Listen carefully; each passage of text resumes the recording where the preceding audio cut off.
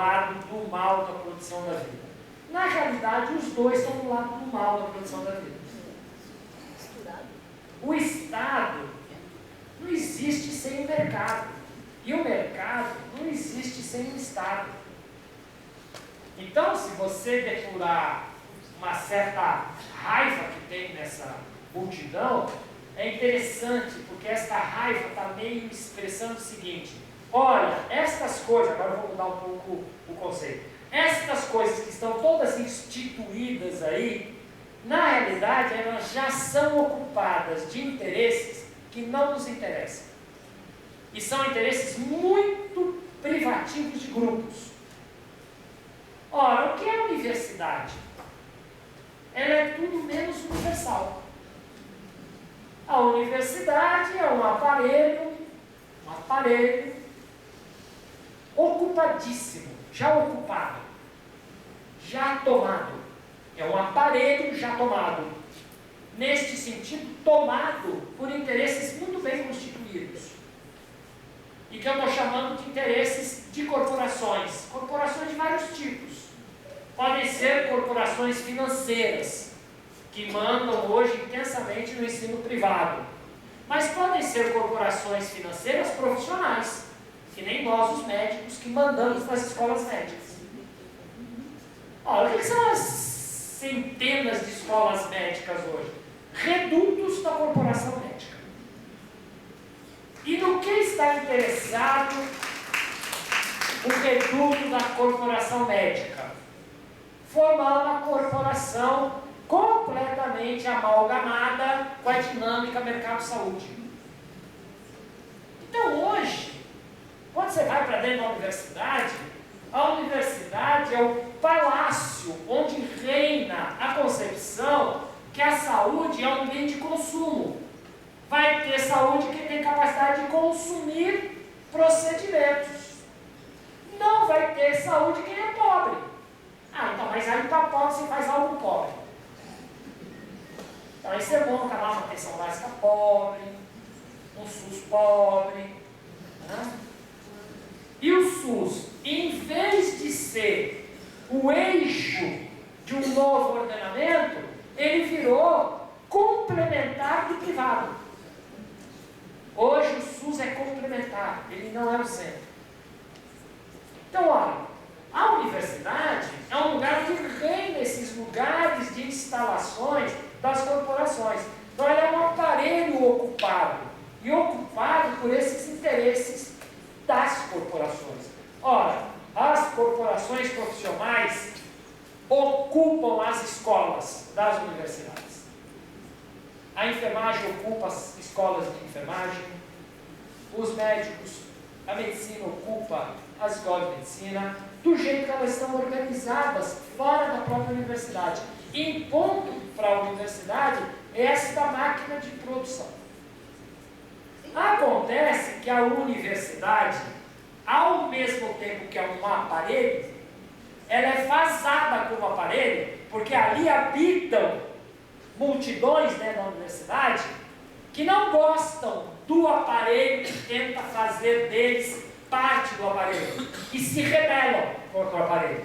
Ou seja, ficam naquele aparelho, mas vão produzindo furos no muro desse aparelho e criando outras formas de experiência dentro da universidade, a ponto de desmontar partes dela, não é? É óbvio que as universidades vão passando por movimentos onde essas coisas dos furos às vezes se expressam de uma maneira mais organizada e coletiva, às vezes de maneira mais individual e rebelde, no bom sentido da rebeldia do fundo no muro. Ora, os nossos alunos vivem o tempo inteiro emitindo sinal de como que essa universidade não interessa para eles. O tempo inteiro. E ao mesmo tempo, o tempo inteiro temerosos do que vai acontecer com eles se eles não se submeterem. Eles vivem isso de uma maneira de sofrimento.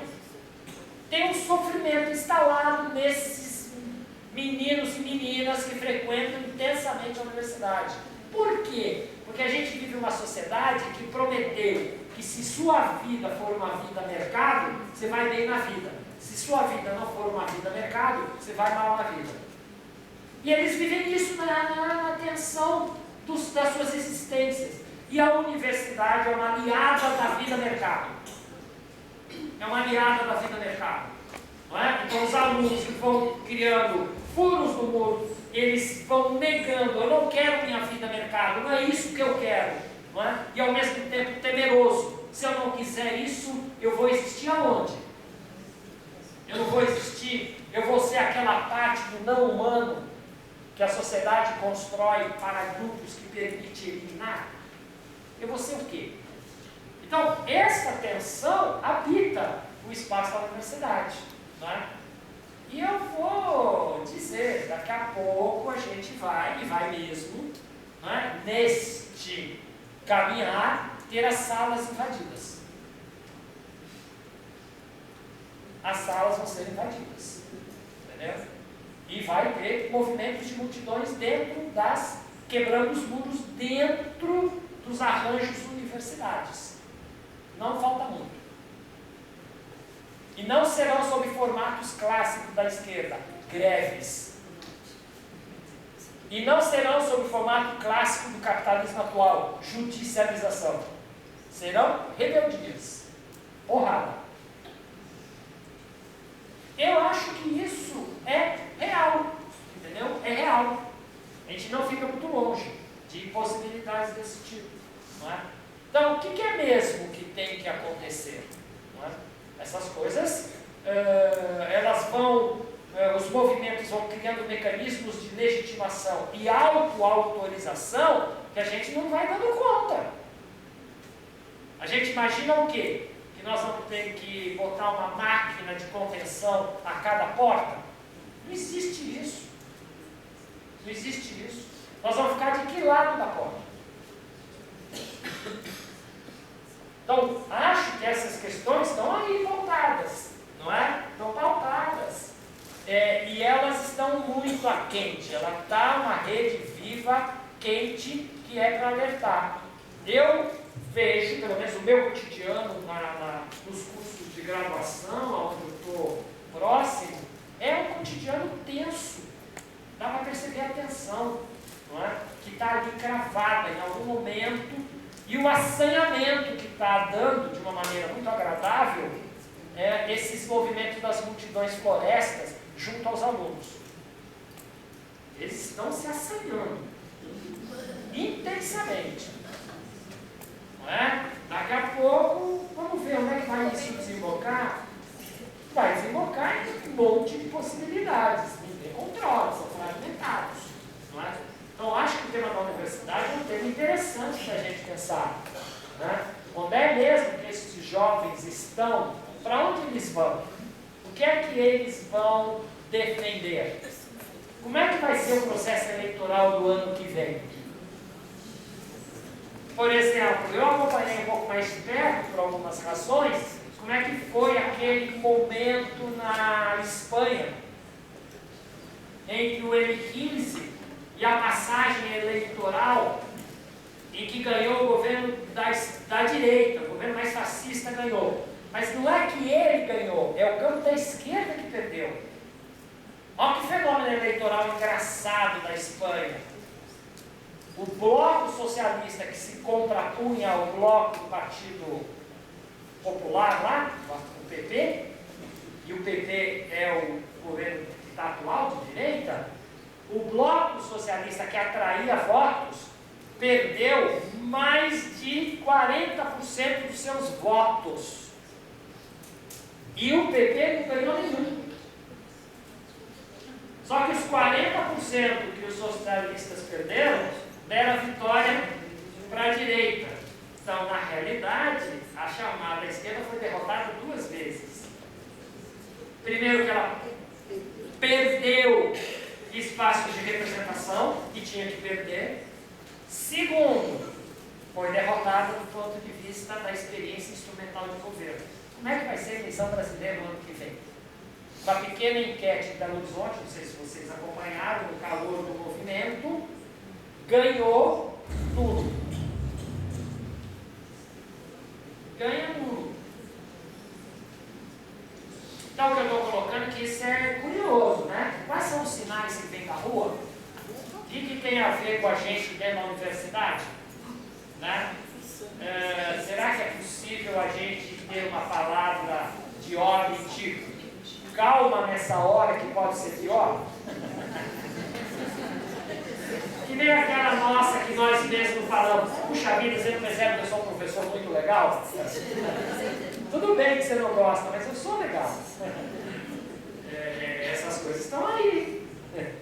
A gente precisa decifrar isso. Eu acho que estamos num momento de grande questionamento. E eu acho positivo.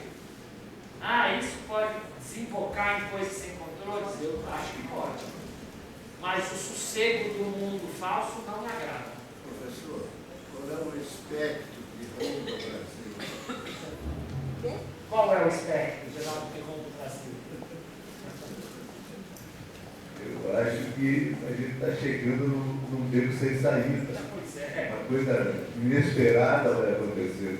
Mas é onde a Grécia já está, é onde a Espanha já está, é onde a França já está, e não sabe ainda.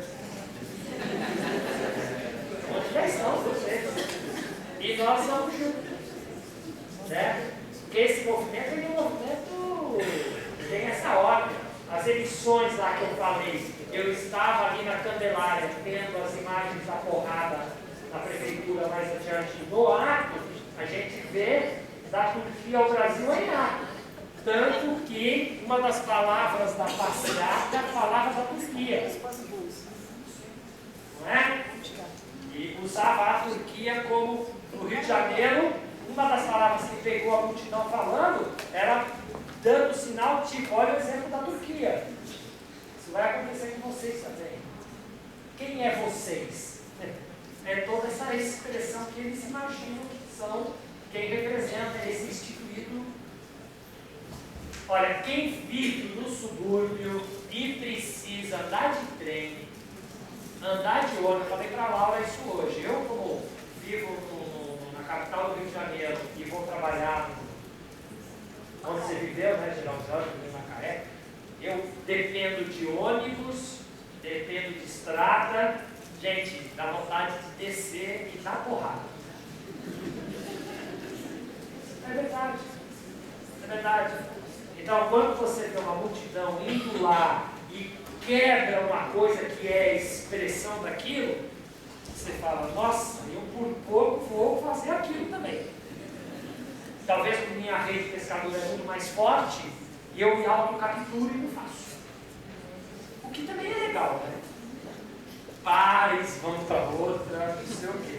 Não estou julgando nada disso, mas que chega um momento em que teu corpo aranha está pé da vida, né? Está pé da vida. Tem mais alguém? Posso? Lógico. Então, meu nome é Virginia, eu sou professora da Unifesp e eu tive a oportunidade de acompanhar, eu não sei se todo mundo aqui ficou sabendo, todos os acontecimentos que sobrevieram lá no campo de Guarulhos durante um certo tempo e que culminaram na invasão do campo de Guarulhos pela Polícia Militar. Eu acompanhei antes e depois disso, e uma das coisas que desorientava nossos dirigentes, como ainda desorienta hoje na nossa universidade, é a insistência dos estudantes em que eles não têm liderança. Ou seja, eu acompanhei 2 reuniões do reitor, então, naqueles acontecimentos lamentáveis que nós repudiamos profundamente a invasão pela PM do campus, e eles diziam, não, nós queremos que haja um encontro em Guarulhos do reitor com a comunidade acadêmica lá, bem entendido, né? Os técnicos, os professores, os estudantes, porque nós não temos liderança. E o reitor insistia, mas eu quero falar com a liderança de vocês, nós não temos liderança. Hoje isso continua acontecendo aqui na nossa universidade, ora num campus, ora no outro, porque os dirigentes insistem em falar com as lideranças, os estudantes insistem em dizer que não temos liderança, somos todos nós. Isso deixa os dirigentes da nossa universidade profundamente orientados, eu preciso também que deixem orientados os dirigentes políticos. Né? Eu queria que você comentasse um pouco disso, porque eu percebi isso ao participar da manifestação que houve em Guarulhos. Em primeiro lugar, eu não sei como é que foram as coisas na Paulista, mas lá em Guarulhos, pelo que eu vi, uma manifestação que a Polícia Militar tinha 8.000 pessoas, né, que caminharam até o aeroporto, eu não aguentei pela minha velhice, aguentei só 7 quilômetros, eles acho que caminharam mais uns 7 até o aeroporto. Eram jovens, que pareciam jovens muito simples de bairro, não tinha realmente quase ninguém do que a gente chama classe média, né, bem colocada nessa vida. E eram jovens que, assim, alguns tinham megafone e eles que comandavam a passeada de uma maneira muito engraçada, mandando a gente sentar algumas vezes, levantar e pular outro. Você não conseguia identificar lideranças, né? Inclusive eu vi um grupo que eu conheço militantes do PT de Guarulhos de longa data, eles estavam ali reunidos assim, precisam falar com alguém, porque onde é que nós vamos?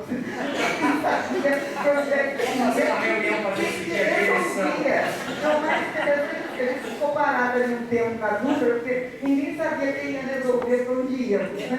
Aí alguém resolveu e aí seguimos em direção ao aeroporto. Essas coisas todas são muito curiosas, né? E eu acho que dão uma lição para a gente, eu espero que você aprenda essa lição, de que os jovens hoje estão reivindicando isso. Eu não sei, Anderson, eu desconheço pouquíssimo conhecimento da história da humanidade, nunca pude estudar sobre isso, né? Mas assim, se já houve coisa parecida anteriormente, isso que a gente assiste tem alguma coisa a ver com o anarquismo? Não anarquismo, anarquismo, né? Como movimento político. E a outra coisa que eu queria dizer, assim, que na nossa universidade, infelizmente, a gente vê muitos professores, inclusive estudantes mesmo, dizendo que a universidade é um local só do técnico científico. E que, inclusive, o nosso projeto político agora do Campus Baixado já fizeram extirpar o político, dizendo que é um projeto pedagógico apenas, e não político, dizendo que nós fazemos muita política. Eu acho que talvez o que a gente vê nas ruas hoje seja consequência de um sequestro da política pelos políticos, né? E uma tentativa de retomada da prática política por todos nós, porque a gente fazendo todo dia, inclusive aqueles que nos negam a prática política, que querem tirar do projeto político pedagógico o termo político, estão sim fazendo política. Claro.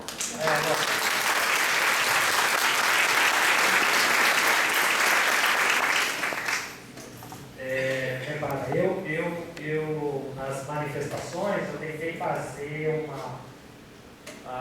que estava me deslocando a cada momento. Por quê? Porque nós somos uma geração, e eu pessoalmente tenho essa experiência, de fazer passeatas, enfrentando os militares na rua, enfrentando o tanque e queimando bandeira americana.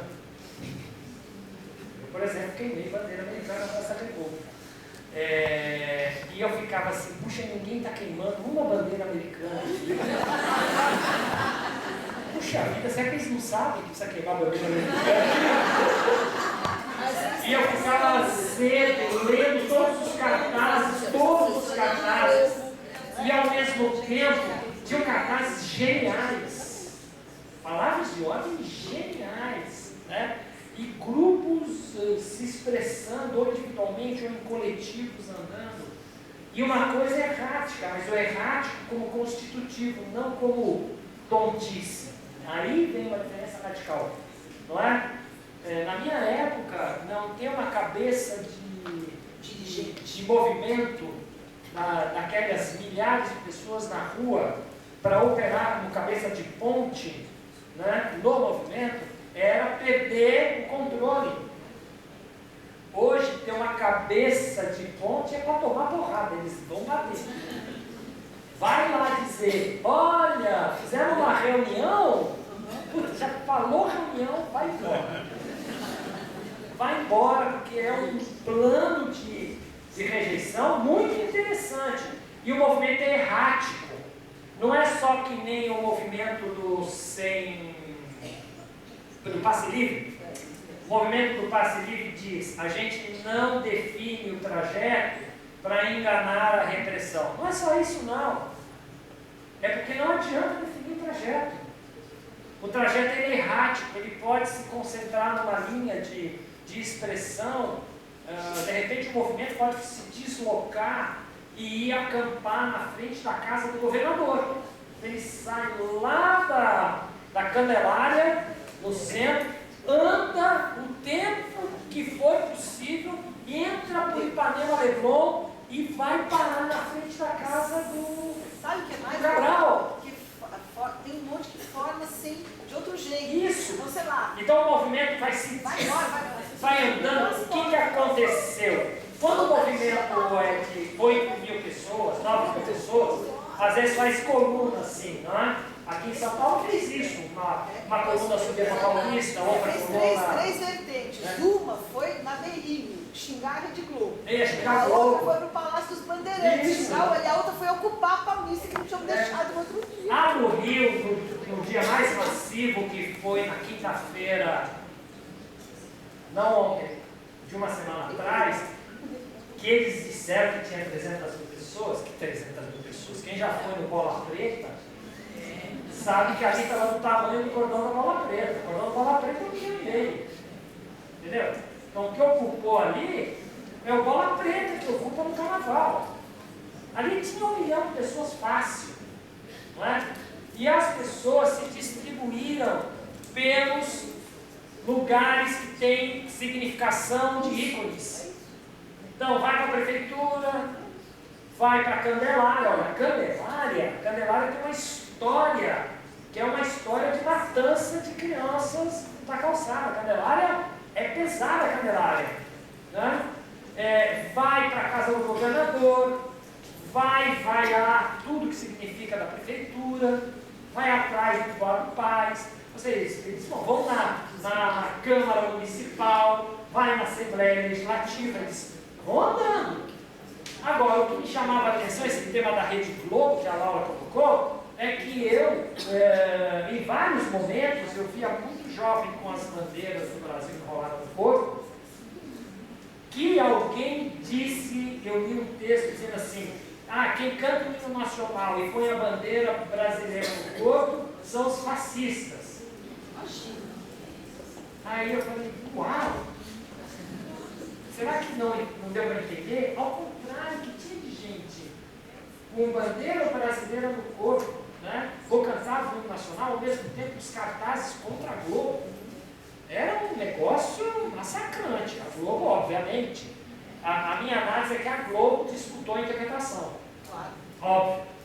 Não é? Isso ela tem um poder de comunicação. Então ela pegou uma multidão floresta e disse que era um movimento. Essa foi a primeira interpretação que ela impôs. Não é? Ela falou, isso é um movimento. E um movimento que pode ser dito por isso e por aquilo. Então ela tentou mandar na própria pauta do movimento. Tinha gente ligada a essa pauta da Globo? Tinha. Mas tinha um monte de gente não. Eu não chamaria isso de anarquismo.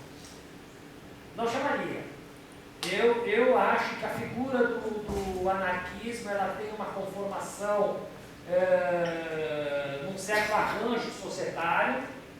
Óbvio que poderiam ter movimentos anarquistas lá dentro. Você tinha movimentos punk anarquistas instalados, assim como tinha skinheads instalados, né? E que apontavam para situações diferentes. Enquanto os skinheads apontavam para o lado, então eles queriam pegar quem eram os seus objetos dos preconceitos na própria multidão, os punks visavam instituições. Né? Então, muito das invasões de banco, por exemplo, por grupos punks, não era para roubar nada. Era para quebrar o banco. Era para quebrar o banco. Arrancar o caixa do banco e deixar no chão. Diferente do que a Globo mostrou. De muitos que era entrar para roubar o banco. Tinha muito movimento que não era para roubar o banco, era para quebrar a instituição. Era a manifestação contra a instituição. Então, essa questão eu não chamaria de anarquista, porque, de uma certa maneira, eu acho que o movimento anarquista ele tem uma copresença com o próprio movimento proletário, né, típico dos movimentos dos trabalhadores, do capitalismo industrial, uma expressividade como forma de disputar a organização política da luta contra o capital. Eu poderia dizer que são movimentos ainda sem cara neste nível. A máscara não cai direito. Eles são invadidos por lógicas libertárias? Eu acho que são invadidos por lógicas libertárias. Do ponto de vista do resgate da política, eu acho que é mais resgate, mais do que resgate, é invenção da política. Eu acho que eles estão inventando a política. E isso tudo que eu estou colocando não quer dizer que vai dar em coisa legal, não, hein? Não é obrigatório que vai dar em coisa legal. Mas eu estou fazendo esse reconhecimento. É uma invenção da política. É um pouco nesse campo parecido com o que o Foucault dizia, há uma luta no campo da política das existências? Há também, mas não é só. Não é? Há também lutas por reconhecimento identitário. Eu visitei, participei